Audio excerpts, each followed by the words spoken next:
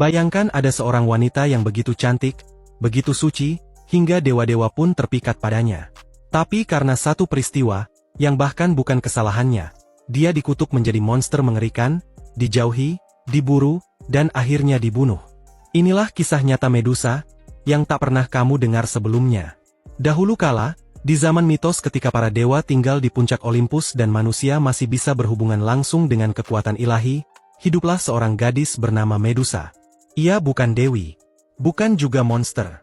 Dia hanyalah seorang manusia, tapi memiliki kecantikan yang sangat luar biasa. Rambutnya panjang berkilau, matanya jernih seperti laut, dan wajahnya, dikatakan bisa membuat siapapun yang melihatnya langsung jatuh cinta. Karena kecantikannya, Medusa menjadi pelayan suci di kuil Dewi Athena, Dewi Perang dan Kebijaksanaan. Sebagai pendeta, Medusa bersumpah akan menjaga kesucian dirinya. Ia mendedikasikan hidupnya untuk melayani dewi tersebut, menjaga kuil, dan menjauh dari segala bentuk hubungan asmara. Namun justru dari kesetiaan itulah awal malapetaka dimulai. Kecantikannya tidak hanya menarik perhatian manusia biasa, tetapi juga para dewa. Dan salah satu dewa yang tertarik kepadanya adalah Poseidon, raja lautan yang juga dikenal memiliki sifat kasar dan egois. Pada suatu malam, ketika Medusa sedang sendiri di dalam kuil suci, Poseidon datang.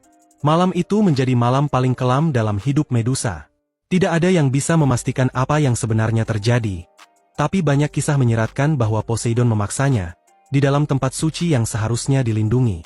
Tempat yang harusnya aman, justru menjadi tempat kehancuran. Ketika Athena mengetahui apa yang terjadi, bukan Poseidon yang dimarahi.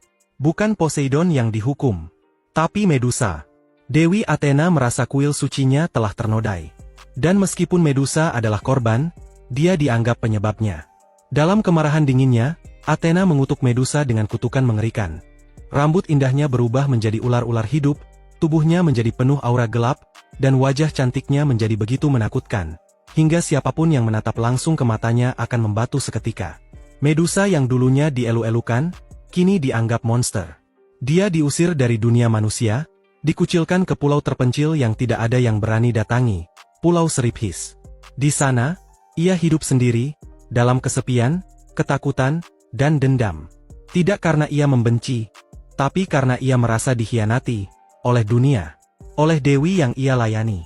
Bayangkan, betapa hancurnya hidupmu saat satu kejadian mengubahmu dari manusia yang dicintai menjadi makhluk yang ditakuti dan diburu.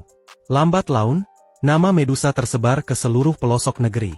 Tapi bukan sebagai gadis yang malang, melainkan sebagai monster kejam yang mengubah manusia menjadi batu. Tidak ada yang tahu kisah aslinya. Tidak ada yang peduli. Yang mereka tahu, kepala Medusa bisa menjadi senjata mematikan. Dan karena itu, banyak yang datang mencoba membunuhnya. Namun tak ada yang kembali hidup. Hingga datang seorang pahlawan bernama Perseus. Dia adalah anak dari Zeus, dewa tertinggi, dan dikirim oleh Raja Polydectes yang licik. Raja ini tidak benar-benar menginginkan kepala Medusa. Dia hanya ingin Perseus mati dalam perjalanan.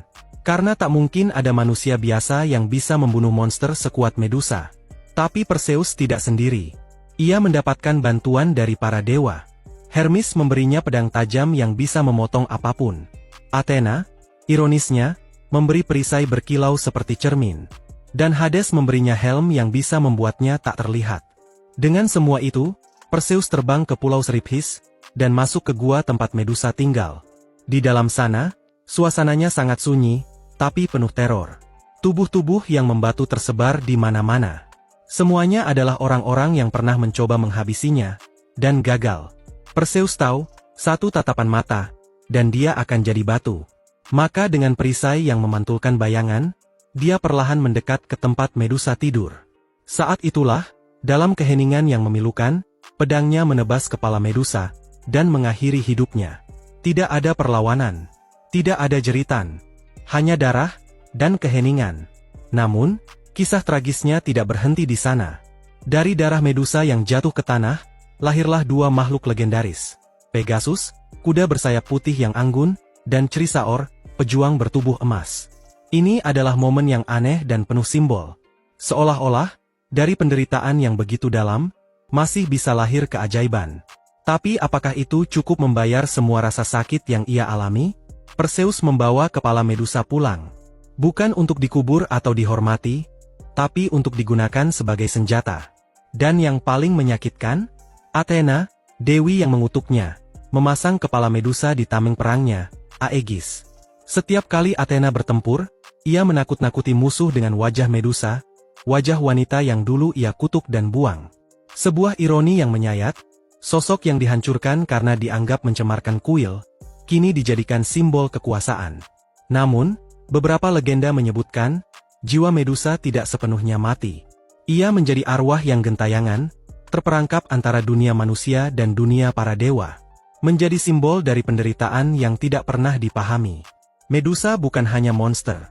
Dia adalah korban dari sistem, dari dewa, dari dunia yang lebih senang menyalahkan perempuan, daripada mendengarkan kebenaran. Dan sekarang, kita hanya mengenalnya sebagai makhluk jahat dengan rambut ular. Kita lupa, bahwa sebelum semua itu, dia hanyalah seorang gadis yang ingin hidup tenang. Yang mencintai dewinya. Yang menjaga kesuciannya. Yang hanya jadi korban dari keserakahan kekuatan para dewa. Jadi, lain kali kalau kamu melihat patung Medusa, atau mendengar kisahnya dari film dan buku, coba ingat ini, Medusa bukan monster karena ia jahat. Ia menjadi monster karena dunia membiarkannya sendirian. Karena tidak ada yang mendengarkan jeritannya. Karena bahkan dewi yang ia layani, memilih untuk menghukumnya, daripada membelanya. Dan itulah kenyataan paling menyeramkan dari semua.